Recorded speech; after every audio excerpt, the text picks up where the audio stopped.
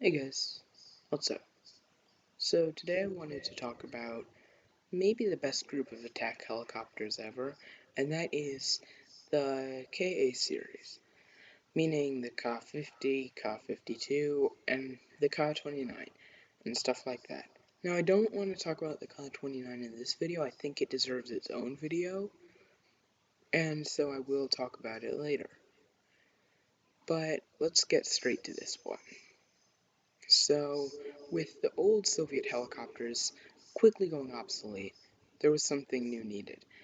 Kamov designed a helicopter with contra-rotating blades and christened it the KA-50. Now, what are contra-rotating blades, you may ask, and what are the benefits? Contra-rotating blades are a set of two blades on top of the helicopter, or a set of two rotors on top of the helicopter, where one set goes one way and the other set goes the opposite way. This could allow for better handling, not going into a spin if you lose your tail, maybe more stability, and it's actually quiet. Now you may be asking, well, Mello, why are you talking about these two helicopters as if they're different things? They look like they're the same. They're not. They're not the same. So the KA-50 was the first design, and it featured rather rudimentary technology, at least by today's standards.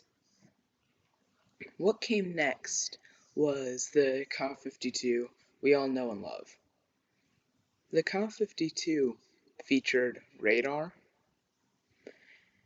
it featured more advanced weapon systems, it featured, I can't think of anything else that was added. Oh, I remember. It got better engines. And that all led to a better helicopter. This led to the Alligator, rather than just the Black Shark. And so the Alligator actually featured two people, and whereas the Black Shark only featured one.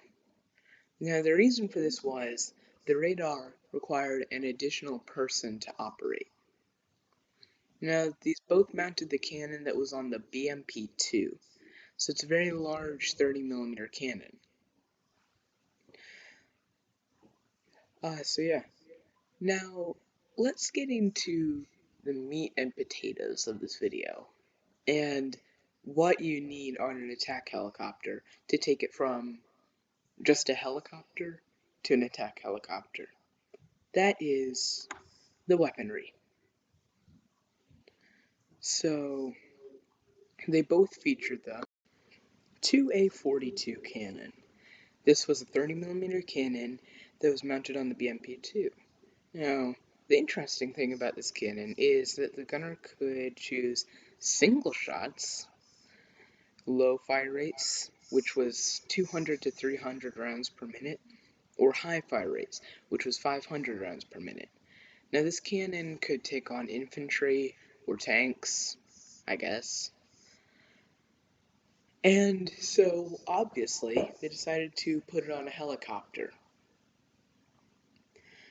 This cannon is highly effective, and I think it's quite interesting that they put a tank cannon on a helicopter. Now, you might be saying, but Mello, this is a modern attack helicopter. It needs missiles, right? Of course it does. In fact, it has Vihr, Ataka, and Ilga missiles. The Ilgas are for air-to-air operations, and the rest are for air-to-ground operations. So yeah, it does have missiles. You don't need to worry about it. They also mounted rockets, like unguided rocket pods. I don't remember the exact rockets, and I couldn't really find anything quickly about them. So I'd like to talk a little bit about some interesting things about these helicopters. What made them so technologically advanced and so new? For one, they featured an ejection seat.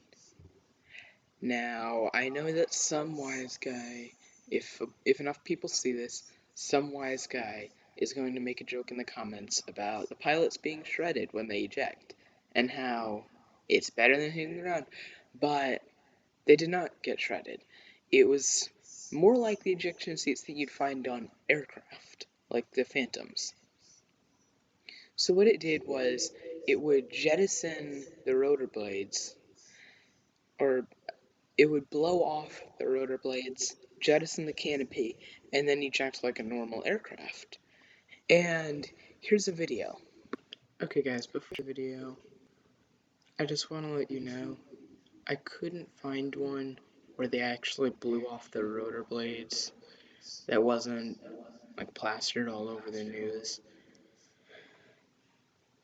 But here's the one where they break the glass canopy.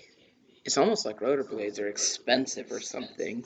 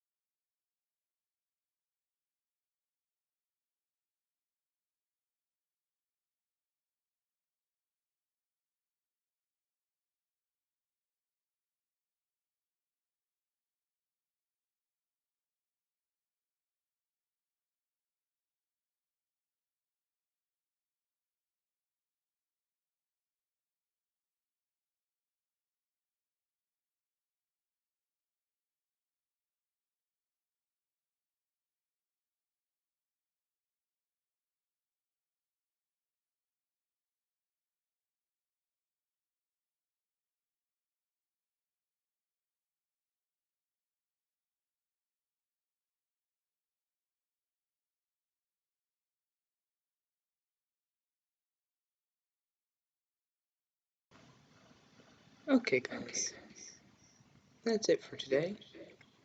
I had a really good time making this video, and I hope you had a really good time watching it.